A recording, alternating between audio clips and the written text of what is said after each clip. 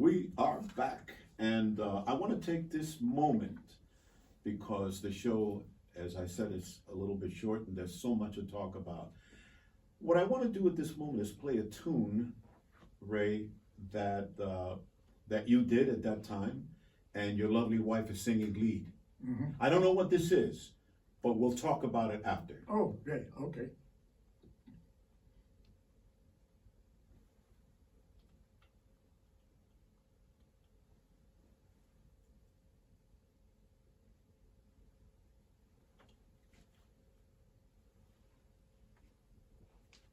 We're not getting any sound. Okay, we're not having much luck with the sound. Okay, and I'm sorry about that, everyone, but I wanted you to hear a little bit of Ray Mambo and his group at that time, but we're having a little technical problem with the sound that it's not coming through for some reason, but it was a nursery rhyme.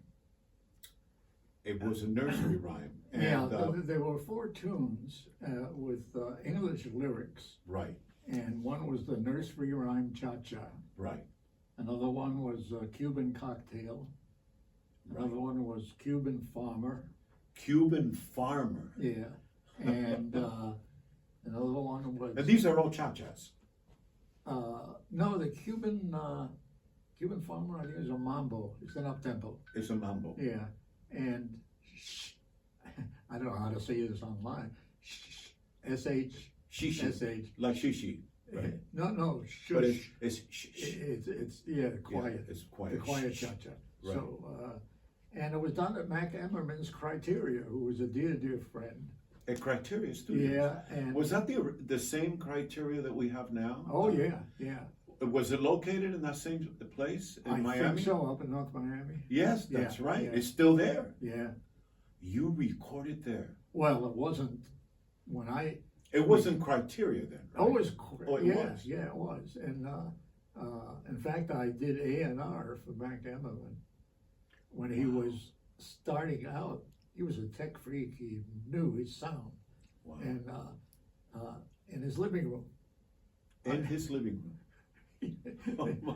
It was a quartet. They were doing, vocal commercials, Wow. and I was in his garage. Incredible. Yeah, and doing A&R, And he said, they do a cut. And he said, how was that, Ray? And I said, yeah, I don't know. There was the noise. Let's try it again. But anyway, one time we couldn't figure out what it was just surface noise. Something was going on. What kind of equipment did they have? By at the that way, time? this was the problem we had was that there was a cement mixer outside the street. God. Equipment, he had top equipment, Ampex, telephone mics. Right, I mean, whatever was the mode, right. he was into it. And later on, I mean, his sound, we went out on this boat one time, my wife and I, Lynn and I, and the sound going down below deck in that enclosed area, I never heard sound like that in my life. Really? Oh, Well, do you know, Ray, that my first record that I ever recorded in 1973 was at Criteria? oh, no kidding. It was the first record I did. Now, after that, I didn't go back till now to do my last record. After 40 years, I went back and I did the new album that was released last year with Gonzalo and Aimenu Viola, and I went I right gotta back. hear that album. I heard so You much haven't heard it yet, yeah. with Rubacava, right? With Rubacava, yeah. Uh, And it was done at Criteria, just like you recorded at Where Criteria. you're singing. How? Yes, that's correct. Yeah, I gotta hear. I gotta get it. Yeah, I'll play. I'm gonna give it to you. All right. Oh. So, well, right after that, here's the part that I'm really excited about. It's the film and TV of your life in your career. Okay, because this is just incredible. And of course, my question is Frank Sinatra. Oh yeah. How did you meet him? How did you guys meet? I didn't meet him. You didn't meet him? No, excuse me. I auditioned for a role, and Was it a small part in the film? well, actually, it ended up a cameo with just him and me, Oh, my. practically nose to nose. And I think it's about 2 minutes, which doesn't sound like much. But it is a lot in a But film. to be 2 minutes in a film And a with speaking part. nobody else. And speaking part. Yeah. Oh, absolutely. Yeah. Absolutely. So what film was that? That was Tony Rome. Tony Rome. And then as a result, the next time, he used to come down, excuse me, to the Fontainebleau Right, to work. right. He was a master. He would work and go to Jilly's and party till who knows at what time, and be on the set at noon. He always came on the set at noon, knowing every line that he was supposed to do, And in good shape. and great shape. Unbelievable. phenomenal. That's how professional he Right. was. So when Lady in Cement was auditioning, I asked the agent. She said, "Oh, there's nothing there for you." Oh, I said, "Oh, well, let me give it a shot."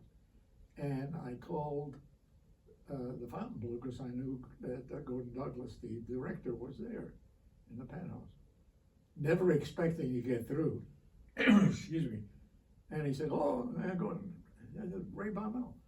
Oh, you're in town." Well, little did he know that I live here, but he said, come on up here. Anyway, I go up there, and he said, "Ray, I don't see there's something," he says, "you do dialects. There's a part for an Irish bartender. So can you do that?" So I looked at the script, and I said, "Let me ask you something, Gordon." I said, "This is taking place in Miami, right?" He says, "Yeah." I said, "Why is it an Irish bartender? Why isn't he Cuban?" There you go. So he said, "Yeah, good. Well, read the line. How would a Cuban say it?" So I read the line. I said, "Well, he come here and he put this on the water, and he's no good. I don't like, But anyway, he's cracking up. He says, "Let me call the producer." He calls up Aaron Rosenberg. He comes up. I do the same thing for him. He's falling on the floor. He says, "Don't move. We got to get the writer up." They get the writer up, and he says to the writer, "Whatever Ray says to you, write it down, because that's the